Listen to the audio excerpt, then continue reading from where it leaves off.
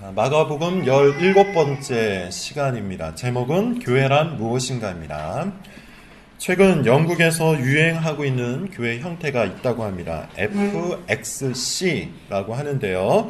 교회의 새로운 표현이라는 그룹이래요. 약 20년 전에 처음 등장했다고 하는데 벌써 2,000개가 넘는 교회가 되었다고 합니다. 꽤나 성장을 한 교회 형태죠. 이 교회는 주일 예배가 없습니다. 회원들의 의견을 모아서 한 달에 한 번, 두 달에 한 번씩 모이는 시기를 정해요.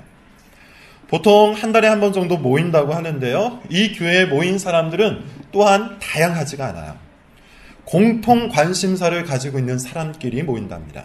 예컨대 독서를 좋아하는 사람, 영화를 좋아하는 사람, 스포츠, 육아, 결혼 등 비슷한 취향과 비슷한 성향을 가진 사람들끼리 모여서 그냥 그 이야기만 하다 돌아간답니다. 당연히 찬송도 없을 테고요. 기도도 없고 설교도 없습니다. 모두가 동등한 입장에서 공통 관심사를 갖고 함께 이야기하다가 그 주제로 신앙 관련 이야기를 하고 끝낸다고 해요.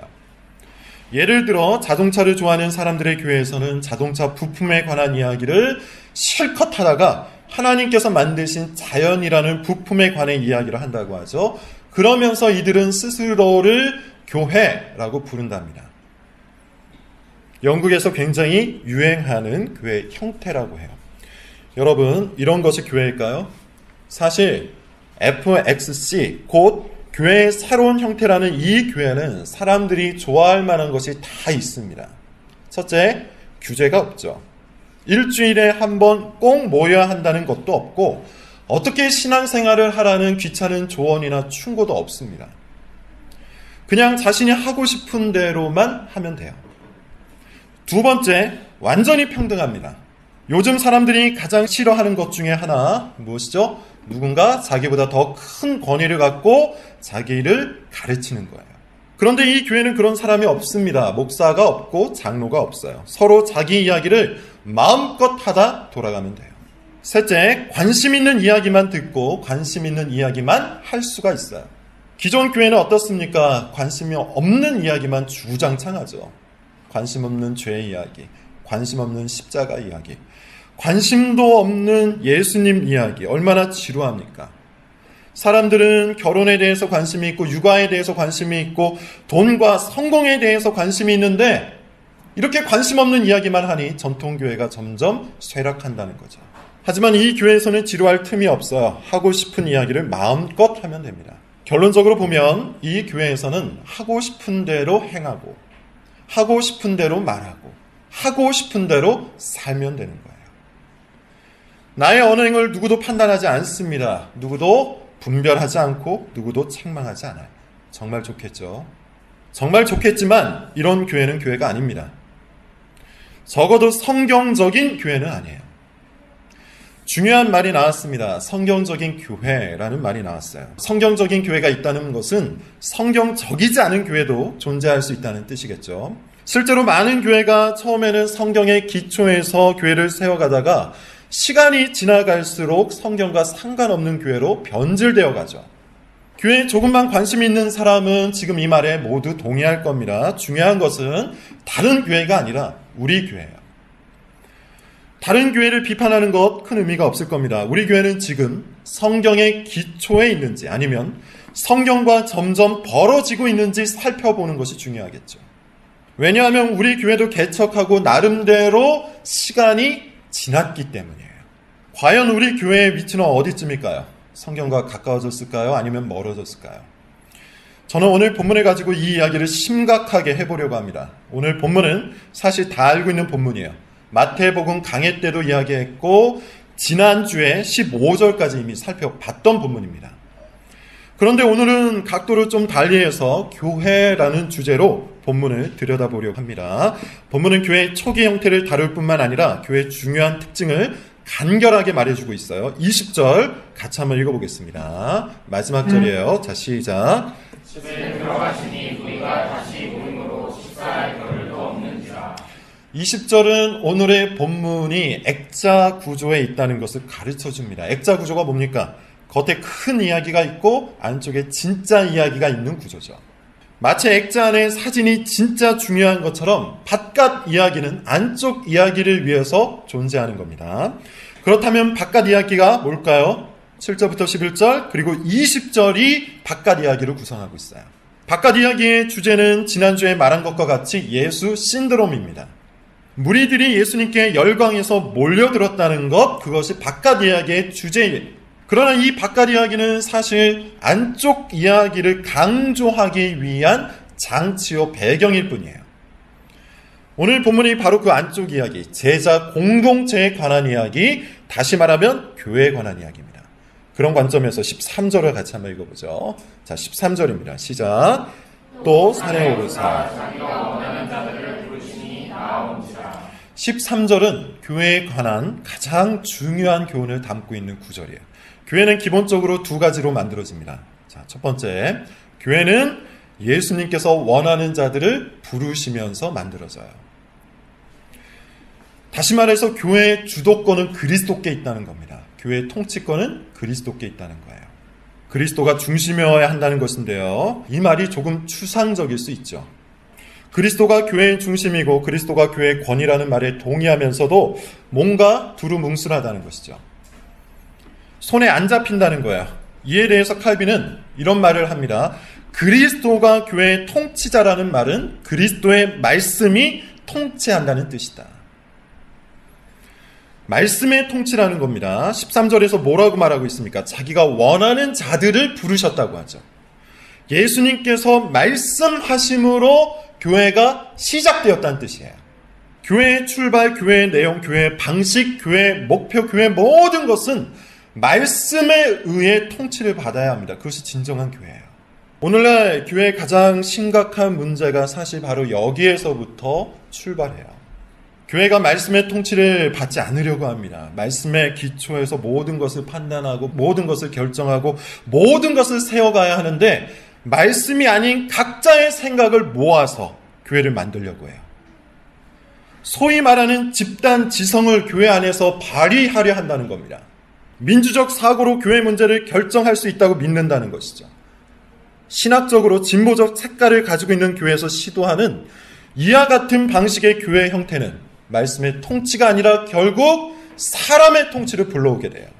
과거 독립개신교회라는 개혁교회 일파를 세우신 김홍전 목사님이 쓰신 책 중에 교회에 대하여라는 것이 있어요. 그 중에 이런 내용이 있어서 한번 읽어보겠습니다.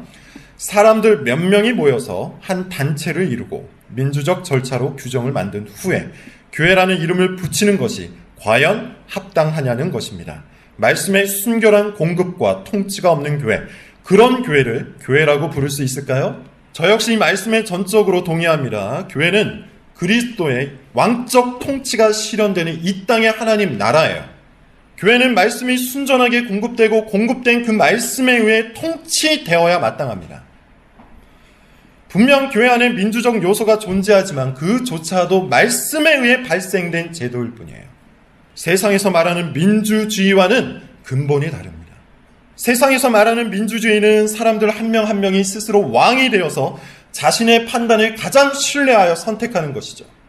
반면에 교회 안에 존재하는 민주적 요소는 그리스도의 부르심을 받고 그리스도의 말씀에 의해 통치되는 사람들이 그리스도의 영이신 성령의 지혜를 따라 그리스도의 몸된 교회를 높이기 위해 희생적인 선택을 하는 겁니다.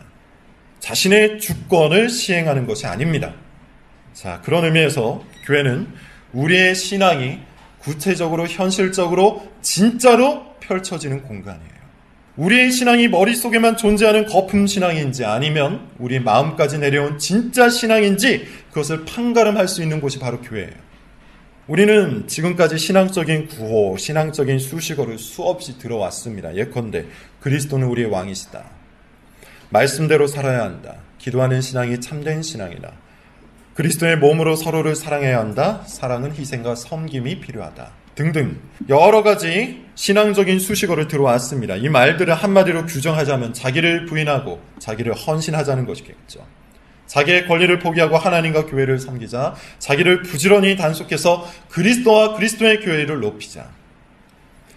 쉽게 행할 수는 없지만 동의하지 않는 사람 거의 없을 겁니다. 그러나 정작 교회 안에서 행하는 모든 말과 모든 행동과 모든 선택과 모든 결정은 자기 주권을 실현하려는 모습일 때가 정말로 많죠.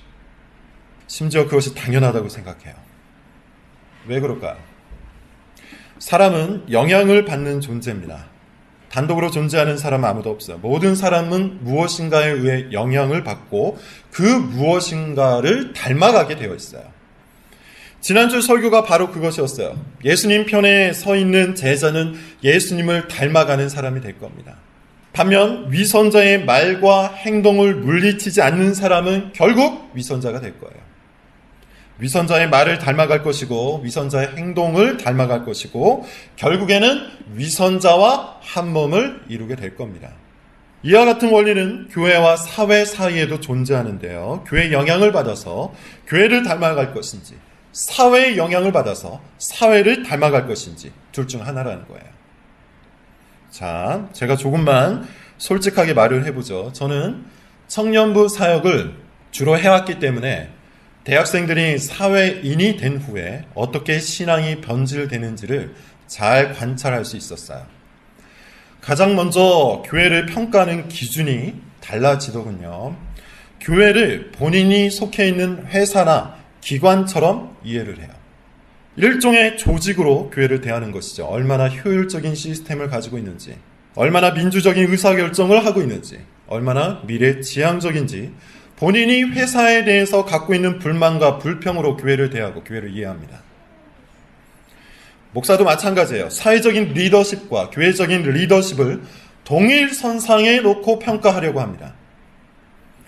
자신이 이상적으로 이해하고 있는 리더십의 모습을 목사에게 투영합니다. 자신이 불합리하다고 이해하고 있는 리더십의 모습도 목사에게 투영합니다.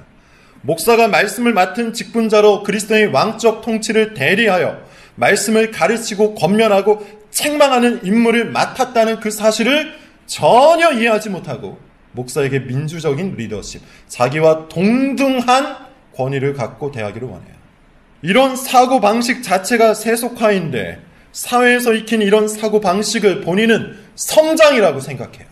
신앙이 없는 사람은 사회생활을 할수록 사회적인 맥락으로 교회를 이해하려고 하는 경향이 점점 커집니다. 예컨대 사회적 지위가 올라갈수록 교회 안에서 자신의 지위도 올라간다고 착각을 하죠. 자신의 리더십이 교회의 고리타분하고 비민주적인 리더십보다 탁월하다고 착각을 한다는 겁니다. 저는 부교육자로 사역하면서 이런 집사님, 이런 장로님들을 얼마나 많이 봤는지 모릅니다. 여러분, 서론에서 이런 질문을 던졌죠. 우리 교회의 위치는 어디쯤인지, 성경에 가까워지고 있는지, 성경에서 멀어지고 있는지 우리 교회를 한번 판단해 보자고 말씀을 드렸어요. 왜냐하면 교회의 세월이 쌓인 것처럼 저도 나이를 먹고 여러분도 나이를 먹어가기 때문입니다. 특히 사회 경력이 점점 늘어나고 있는 여러분들은 교회를 어떤 방식으로 이해하고 있습니까? 교회에서 여러분들이 붙들고 있는 것은 말씀입니까? 아니면 사회에서 익힌 가치관입니까? 교회를 이해하고 교회를 세우고 교회에 적용하는 모든 기준이 정말 말씀입니까? 아니면 본인이 사회에서 습득한 자신의 가짜는 신념입니까? 교회가 조금씩 성장하는 것 정말 감사한 일이죠. 하지만 교회를 통치하는 것이 말씀이 아니라면 성장하지 않는 게 낫습니다. 이것이 예수님이 제자를 부르신 원리예요. 예수 신드롬이 일어난 당대의 예수님은 그 무리들을 모두 제자로 포용하지 않으셨습니다. 예수님의 말씀을 듣고 그 말씀에 반응한 사람들, 곧 말씀의 통치에 응한 사람들을 제자로 불러주셨어요. 자, 여기서 우리는 교회 두 번째 원리, 교회는 말씀의 통치에 응답한 사람들로 만들어진다는 것을 살펴볼 수 있어요. 예수님께서 부르시자 부르심을 받은 자들이 어떻게 합니까? 나와왔어요. 순종하여 찾아왔어요. 응답했다는 뜻입니다. 말씀에 응답한 사람들이 제자가 된 거예요. 그들이 교회가 된 거예요. 영국에서 유행한다는 그 교회는 어떤 식이죠? 말씀에 응답한 사람들이 아니죠. 그들은 자기의 본능에 응답한 겁니다. 그들은 자기의 취향에 응답한 겁니다. 자기 기질에 응답한 거고 말씀은 사이드 메뉴일 뿐이에요. FXC라는 이 교회가 상당히 극단적인 면모를 가지고 있지만 사실 오늘날 상당히 많은 교회도 이런 방식이죠. 말씀을 강조하지만 말씀을 가르치지는 않습니다. 말씀을 가르치지만 말씀대로 살 것을 권면하지는 않습니다. 말씀을 권면하지만 말씀에서 벗어났을 때 분별하고 책망하고 징계하지는 않습니다. 말씀을 강조하고 가르치고 권면하고 책망하고 징계하지 않으면 말씀의 통치에 응답하고 있는 교회가 아니에요. 결국에는 말씀에 다른 것이 교회를 차지하고 말 겁니다. 자, 어떤 교회에서 벌어지고 있는 일이에요. 교회에서 장로와 권사의 직분을 가지고 있는 부부가 있었는데 건축일을 하면서 사기를 쳤어요. 특히 어린 시절 친구에게까지 사기를 쳤습니다. 더 놀라운 것은 돈을 갚지 않으려고 파산 신청을 하고 아내에게 모든 재산을 돌린 후에 위장이혼을 했답니다. 이 사실이 알려져서 결국 교회에서 권징을 당했어요. 그런데 새로운 목사님이 오신 후에 이 부부가 교회를 열심히 섬기기 시작했습니다. 헌금도 많이 했고요. 여기저기 봉사도 많이 했어요. 새로 오신 목사님 부부를 그 누구보다 열정적으로 섬겼습니다. 마음을 얻으려고 했던 것 같은데 성공을 했습니다. 여전히 위장이혼 상태임에도 불구하고 아내는 권사 회장이 되었고 남편도 장로직을 회복하기 직전이래요. 정작 충격적인 것은 성도들의 반응이에요. 지금까지 고생했으니 이제는 풀어주자는 것이죠. 뭐 이렇게까지 깐깐하게 하냐는 것이죠. 너무 지나치다는 거예요. 심지어 당회에서조차 그런 논의가 이어지고 있답니다. 사실 이 교회뿐만이 아니라 정말 많은 교회에서 벌어지고 있는 일들이에요. 말씀으로 가르치고 말씀으로 분별하고 말씀으로 권면하고 말씀으로 책망하는 것은 말씀의 통치에 응답하는 교회가 당연히 해야 할 일인데 사람들은 그것을 지겨워합니다. 지나치다고 생각합니다. 적당히 대충 하자고 말합니다. 회개가 일어나지도 않았는데 열심히 하니 용서해 주자고 합니다. 아무것도 변한 것이 없는데 시간이 지났으니 이제는 원래대로 하자고 합니다. 여전히 같은 짓을 반복하는데 풀어주자고 이야기를 합니다. 여러분, 사실 교회 안에는 완전한 악인이 있을 수 있어요. 위선자가 있을 수 있어요. 연약하여 범죄한 형제도 있을 수가 있습니다. 그런 사람들을 용납하자는 것이 아니고 그런 사람들이 교회 안에 있을 수 있다는 거예요. 그런 현실을 바라보자는 겁니다. 그런데 정말 중요한 것은 그 다음이죠. 두 가지 반응이 있을 수 있어요. 첫째는 방금 예를 든 그 교회처럼 적당히 넘어가는 겁니다. 시간이 지나고 어느 정도 친해지고 열심히 하면 그냥 다 용납해 주는 거죠.